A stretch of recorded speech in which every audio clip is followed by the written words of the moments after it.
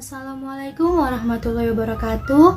Hai semuanya, perkenalkan kami dari kelompok 1, yaitu saya sendiri Ernisya Putri Boru Panjaitan, NIM 4211141025.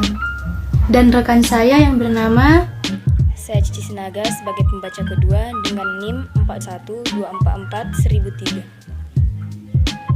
Dan yang kami hormati Ibu Salwa Rezeki, SPD MPD, selaku dosen pengampu mata kuliah Teknologi Informasi dan Literasi Data atau TILDA. Dan yang kami banggakan adalah teman-teman sekalian.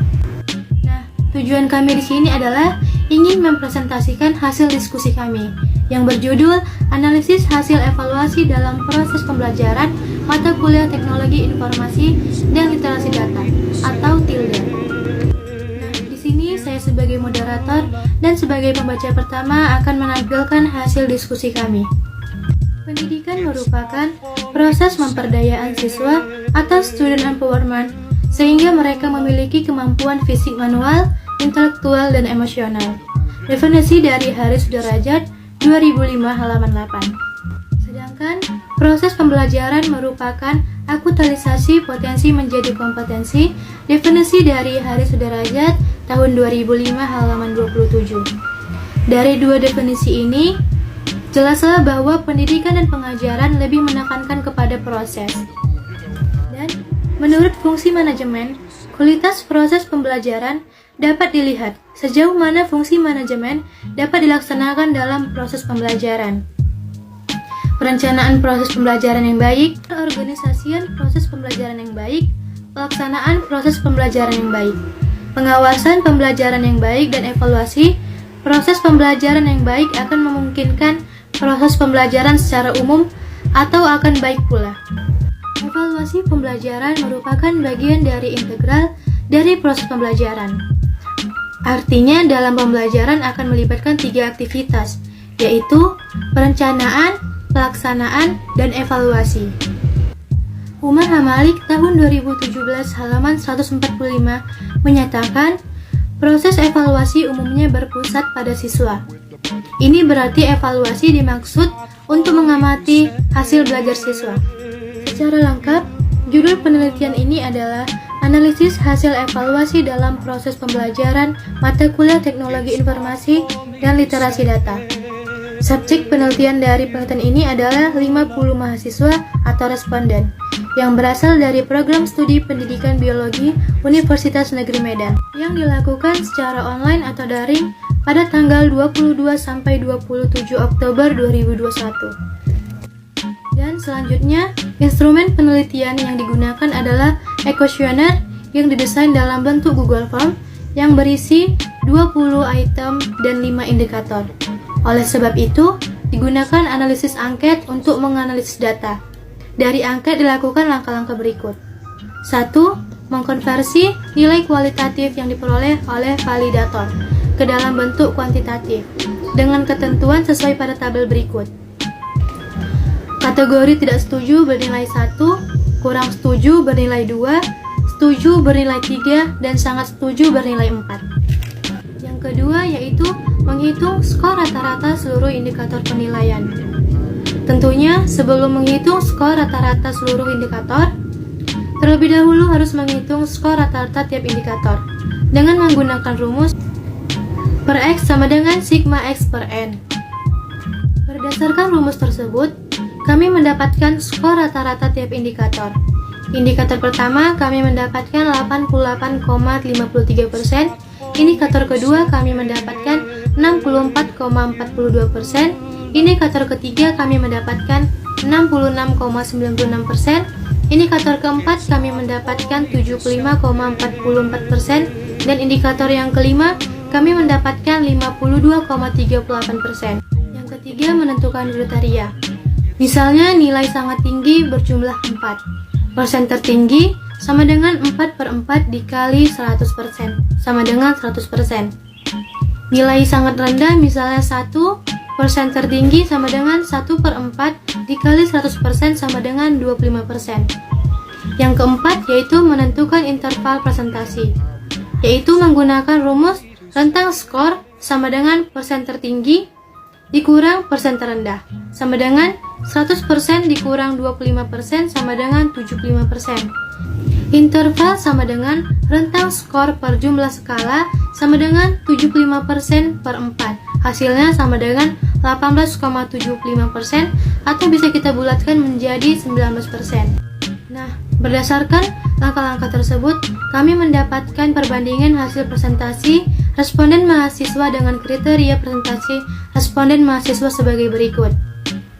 Motivasi mahasiswa dalam mengikuti proses pembelajaran mata kuliah tilda berjumlah 88,53%, hasil yang sangat tinggi. Tingkat minat mahasiswa dalam mengikuti proses pembelajaran mata kuliah tilda berjumlah 64,42, bernilai tinggi. Kesulitan yang dialami mahasiswa saat proses pembelajaran mata kuliah tilda berjumlah 66,96%, tinggi. Keaktifan mahasiswa saat proses pembelajaran mata kuliah tilda berjumlah 75,44%, hasilnya tinggi. Dan responden mahasiswa terhadap materi yang telah disajikan berjumlah 52,38%, bernilai kurang tinggi. Nah, kami mendapatkan nilai rata-rata 69,55%, hasil yang tinggi. Dan selanjutnya saya serahkan kepada pembaca kedua. Berdasarkan tabel di atas, diketahui bahwa 1. Mahasiswa dominan memiliki motivasi yang sangat tinggi dalam mengikuti pembelajaran dengan perincian seperti pada tabel. Tabel di samping membuktikan bahwa memang benar mahasiswa memiliki motivasi yang tinggi dalam mengikuti pembelajaran, di mana siswa dominan memilih setuju dan sangat setuju pada pernyataan yang bersifat positif, yaitu pada pernyataan 1, 2, 3, dan 4. 2. Tingginya tingkat minat mahasiswa dalam mengikuti proses pembelajaran mata kuliah tilda adalah tinggi dengan rincian seperti pada tabel. Tabel tersebut membuktikan bahwa memang benar tingkat minat mahasiswa dalam mengikuti proses pembelajaran adalah tinggi, di mana mahasiswa dominan memilih setuju dan sangat setuju pada pernyataan yang bersifat positif, yaitu pada pernyataan 5 dan 8, serta dominan memilih kurang setuju dan tidak setuju pada pernyataan yang bersifat negatif, yaitu pernyataan 6 dan 7.